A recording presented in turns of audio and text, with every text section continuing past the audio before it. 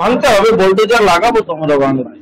অবৈধভাবে মানুষেরটা মেরে খেয়ে, কাটমানি খেয়ে, চুরি করে যারা এই অবৈধভাবে বিল্ডিং বানাচ্ছে, লোকেরটা জোর করে ছিনিয়ে নিয়ে কম পয়সায় নিয়ে, সেগুলো সারা বাংলায় জুড়ে হচ্ছে। আর সারা বাংলায় বোল্ডোজার লাগাবো, একদম পরিষ্কার।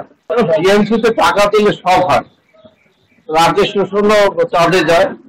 টাকা দিলে ওরা একদম রাজ্যপালকে কিভাবে বদনাম করার চেষ্টা করছে, ক্ষমতা দখল করে রাখার জন্য।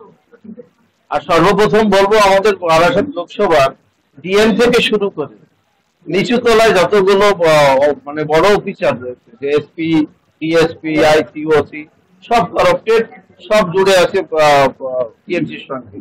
আমি তাদেরকে বলছি, আমি ডিএম সাহেবকেও বলছি, আপনার যে ডিউটি সেটা আপনি পালন করুন।